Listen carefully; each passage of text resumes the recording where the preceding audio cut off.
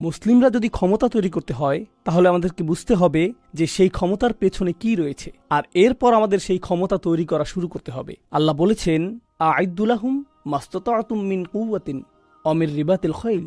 আর মুসলিমরা যখন এই ধরনের ক্ষমতা তৈরি শুরু করবে, আমরা জানি তখন কি ঘটবে। আল্লাহ বলছেন, তুরহিবুনা বিহি আদুওয়াল্লাহ। এমনকি তোমাদের এই ক্ষমতা তৈরিকালীন সময়েও আল্লাহর শত্রুরা ভীত সন্ত্রস্ত হয়ে পড়বে। আপনারা জানেন, উপনিবেশকারী শক্তি ব্রিটিশ এবং ফ্রেঞ্চ যখন মুসলিম বিশ্বকে উপনিবেশে পরিণত করেছিল, তারা বুঝতে পেরেছিল যে মুসলিমরা কত শক্তিশালী, তারা সেটা বুঝতে পেরেছিল। তো এমনকি তারা প্রস্থান করার আগেও কিছু অপকর্ম করে গেছে।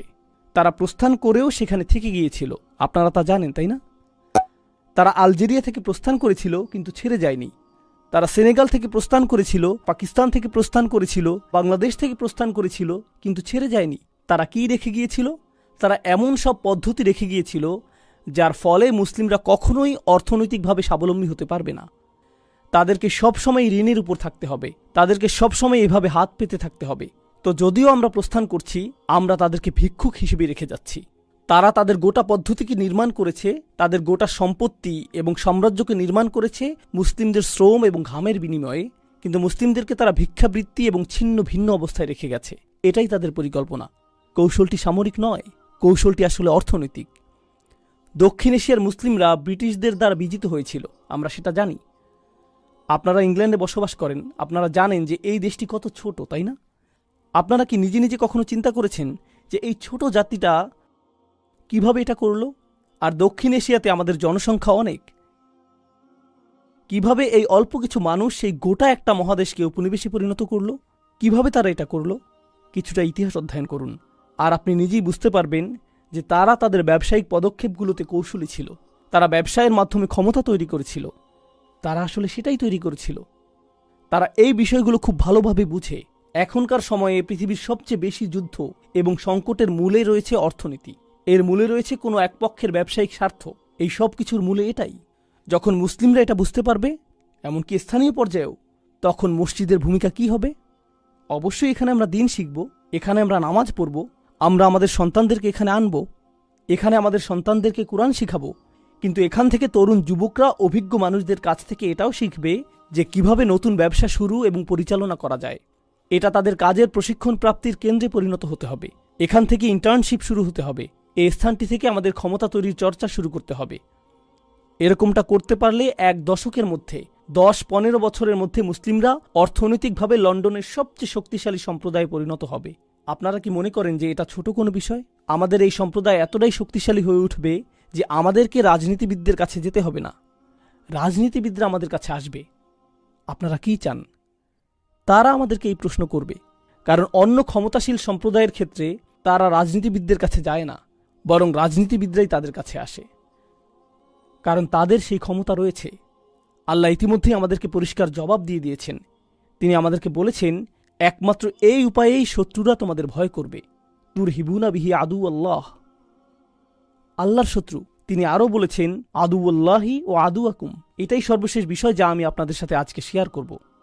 আল্লাহ বলছেন, যাদেরকে তোমরা ভীতি প্রদর্শন করছো তারা আল্লাহর শত্রু এবং তোমাদের শত্রু। কার কথা আল্লাহ প্রথমে উল্লেখ করেছেন? তিনি নিজের কথা প্রথমে উল্লেখ করেছেন। আদুওয়াল্লাহ প্রথমে এসেছে, আর তারপর আদুয়াকুম। কেন? আপনাকে বুঝতে হবে যে আল্লাহ আমাদেরকে এই ক্ষমতা তৈরি করতে বলেছেন আমাদের জন্য না, আমাদের শত্রুদের বিরোধিতার জন্য না।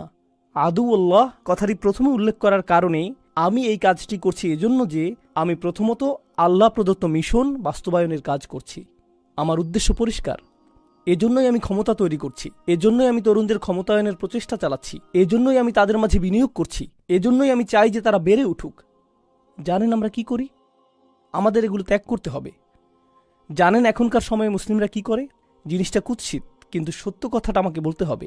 আমাদের সমাজে আমরা যা করি তা হলো, যদি কেউ সফলতা অর্জন করতে নেয়, সকলে মিলে তাকে আক্রমণ করতে থাকে যতক্ষণ পর্যন্ত না সে ব্যর্থ হয়ে যায়। তারপর অন্য কেউ হয়তো সফল হয়ে যায়, তখন বলি এই লোক ভেবেছে যে সে অনেক ভালো মানুষ ইত্যাদি। তার নিয়ত নিয়ে প্রশ্ন করা শুরু করি, তার আন্তরিকতা নিয়ে প্রশ্ন করা শুরু করি, ভেতর থেকেই তাকে ধ্বংস করে দেই। যদি কেউ একটি রেস্তোরাঁ উদ্বোধন করে আর এটা খুবই সফলতা পায়, তখন আমরা বলি সে কিভাবে এটা করলো, এটা তো আমার করার কথা ছিল, আমি সেখানে খাবার খাবো। আর রেস্তোরাঁ বন্ধ হওয়ার পর আমি শেফের সাথে কথা বলবো, হেই আমার সাথে কাজ করেন। একমাত্র যে উপায়ে আপনি নিজের ব্যবসার উন্নতি করেন তা হলো অন্য কারো ব্যবসা ধ্বংস করার মাধ্যমে। জানেন এটা কি? এটা হলো যখন আমরা একে অপরের শত্রুতে পরিণত হই, আমরা একে অপরকে প্রতিযোগী হিসেবে দেখি। প্রকৃতপক্ষে এটা এখন এতটাই খারাপ হয়ে গিয়েছে যে এমনকি একই পরিবারের মধ্যে যদি এক ভাই অন্য ভাইয়ের তুলনায় বেশি সাফল্য অর্জন করে, তখন যেই ভাইটি সফল হয়নি সে তার বড় ভাইকে শত্রু ভাবতে শুরু করে। সে এটা মেনে নিতে পারে না, সে এটা সহ্য করতে পারে না। আমাদের নিজেদের মধ্যে উলাইয়া থাকতে হবে। আপনারা জানেন আল্লাহ বলছেন, আল্লাযীনা কাফারু বা'দুহুম আউলিয়াউ বা'দ, কাফিররা একে অপরের সহায়ক। জানেন তাদের ক্ষেত্রে কি ঘটে?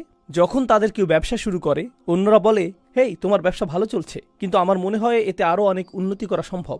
আমি একটা রেস্তোরাঁ খুলেছিলাম যেটা ঠিক তোমারটার মতোই ছিল, কিন্তু আমি সফলতা পেয়েছিলাম এভাবে এভাবে। আমি যা করেছি তা থেকে তোমাকে বলছি, ফ্রি উপদেশ দিচ্ছি। আসো, এটা করতে হবে, ওটা করতে হবে, আসো তোমাকে এভাবে প্রশিক্ষিত করি এবং এভাবে তৈরি করি। তারা একে অপরকে তৈরি করে যাচ্ছে, তারা একে অপরকে ছিন্ন ভিন্ন করছে না। যে মুহূর্তে সে সফলতা পায় তখনই বলে, আমি তো সফলতার একটা পর্যায়ে পৌঁছে গিয়েছি, এখন আমার নিজের লোকদের প্রতি মনোযোগ দিতে হবে। আমি ফিরে আসবো এবং বলবো, হেই আমি সফলতা পেয়েছি, কে আছো যে এটা করতে আগ্রহী, আসো তোমাকে উঠতে সহায়তা করি। এটাই উলাইয়ার মানসিকতা। এজন্যই আল্লাহ বলছেন, আল মুমিনুনা ওয়াল মুমিনাত বা'দুহুম আউলিয়াউ বা'দ, ইমানদার পুরুষ এবং ইমানদার নারীগণ একে অপরের মিত্র, তারা একে অপরকে সহায়তা করে।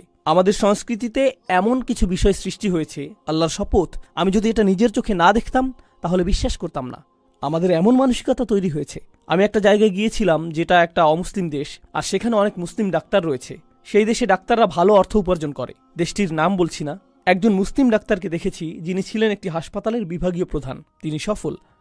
আর একটি অনুষ্ঠানে তার তরুণ মুসলিম মেডিকেল কলেজ ছাত্রদের সাথে সাক্ষাৎ হয়, যারা তার কাছে পরামর্শ চাইল। তারা জিজ্ঞেস করছিল কোথা থেকে ডিগ্রি নিতে হবে, এই জাতীয় বিষয়। কারণ স্পষ্টতই তারা এমন কাউকে জিজ্ঞেস করবে যে ইতিমধ্যেই সফল হয়েছে। আর তিনি ইচ্ছাকৃতভাবে তাদেরকে খারাপ পরামর্শ দিচ্ছিলেন।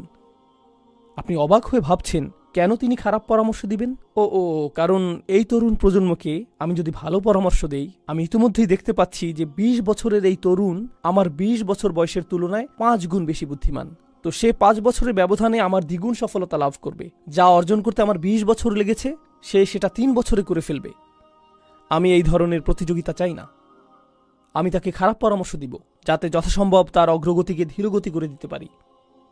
এটা খুবই কমন একটা মুসলিম মানসিকতা। আর যতক্ষণ পর্যন্ত আমাদের এই মানসিকতা থাকবে, সর্বশেষ এই বিষয়টি আমি আপনাদের সাথে শেয়ার করব, যতক্ষণ পর্যন্ত আমাদের এই মানসিকতা থাকবে আমরা ক্ষমতা অর্জন করতে পারবো না।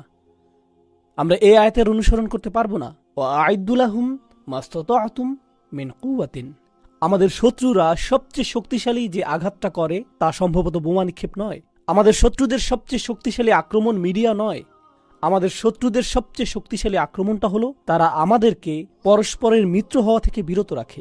কারণ তারা জানে যে মুসলিমরা একবার একে অপরের মিত্র হয়ে গেলে এটুকুই যথেষ্ট। এটাই আনতুমুল আ'লাউন। তখন আমরাই শীর্ষে থাকব।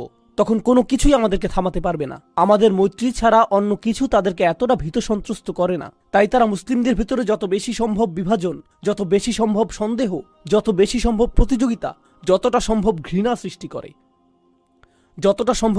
সৃষ্টি করে, এর জন্য তারা যথাসাধ্য চেষ্টা করে। তাই আমরা পাশের মসজিদটিকে প্রতিযোগী হিসেবে দেখি না। আমরা অন্য শায়েখকে প্রতিযোগী হিসেবে দেখি না। এই শায়েখ বনাম সেই শায়েখ। এটা রেসলিং খেলার জায়গা না ভাই, এটা রেসলিং না। আর যতদিন পর্যন্ত আমরা বারবার এই ফাঁদে আটকা পড়তে থাকবো, আমরা কাঁদতেই থাকবো। আর আমাদের এই কান্না কেউই শুনবে না, কারণ আমরা কখনোই ক্ষমতা তৈরি করিনি। আমরা কখনোই ক্ষমতা তৈরি করতে সক্ষম হইনি। আর আমাদেরকে একে অপরের প্রকৃত মিত্র হিসেবে প্রস্তুত করুন। এখন থেকে যখন আপনি জুমার নামাজ পড়তে আসবেন, আপনি তো প্রতি সপ্তাহেই আসবেন, এটা আল্লাহর পক্ষ থেকে আমন্ত্রণ। কেউ আপনাকে ইমেইল পাঠাবে না, আপনি নিজেই আসবেন। প্রতি সপ্তাহে যখন আপনি আসবেন, এমন কারোর সাথে পরিচিত হবেন যাকে আপনি আগে থেকে চিনতেন না। সে কি করে তা জানার চেষ্টা করুন। বিশেষত বয়স্করা নিজ উদ্যোগেই তরুণদের সাথে পরিচিত হবেন। নতুন কারোর সাথে পরিচিত হবেন, জানার চেষ্টা করবেন তার কি সাহায্য প্রয়োজন। এমনকি যদি আপনারা পরস্পরকে 1% সাহায্যও করতে পারেন, কখনো সাহায্য হতে পারে শুধু পরামর্শ, কখনো সাহায্য হতে পারে আপনি কাউকে অন্য কারোর সাথে যোগাযোগ করিয়ে দিলেন, সামান্য একটি প্রচেষ্টা। আপনারা কল্পনা করতে পারবেন না যে 1 বছরের ভিতরে এই সমাজটি কতটা শক্তিশালী সমাজে পরিণত হবে। কল্পনা করতে পারেন 1 বছরের মধ্যে আপনি যখন রাস্তায় হাঁটবেন প্রত্যেককেই আপনি চিনবেন। এটা কি অসম্ভব? এটা মোটেও অসম্ভব না। কিন্তু আমরা উলাইয়া নিয়ে চিন্তা করছি না, সেজন্যই এটা ঘটছে না। আসসালামু আলাইকুম বলে যত দ্রুত জুতা নিয়ে বাইরে চলে যাব, এরকম হলে চলবে না। এর পরিবর্তে প্রত্যেক সপ্তাহকেই মৈত্রী তৈরির, সম্পর্ক তৈরির, নেটওয়ার্ক তৈরির সুযোগ হিসেবে গ্রহণ করুন। এখানকার ক্যারিয়ারে সফল প্রত্যেক ব্যক্তি জানে যে আপনার ক্যারিয়ার, আপনার ব্যবসার সফলতার মূলে রয়েছে নেটওয়ার্ক, তাই না? কয়েকশো নেটওয়ার্ক, কখনো কয়েক হাজার নেটওয়ার্ক প্রতি সপ্তাহে চোখের সামনে থাকে। এটা একটা মুসলিম সমাবেশ যা প্রতি সপ্তাহে আল্লাহ আপনার জন্য আয়োজন করেছেন, যাতে মুসলিমরা পৃথিবীর বুকের সবচেয়ে শক্তিশালী জাতিতে পরিণত হতে পারে। আমরা শুধু এটা ব্যবহার করছি না। আল্লাহ আজ্জা জাল্লাহ আমাদেরকে তার প্রত্যাশিত উম্মাতে পরিণত করুন এবং এই উম্মাকে বিজয় দান করুন। বারাকাল্লাহু লি ওয়া লাকুম ফিল কুরআনিল হাকিম ওয়া নাফা'নি ওয়া ইয়্যাকুম বিল আয়াতি ওয়া যিকরিল হাকিম।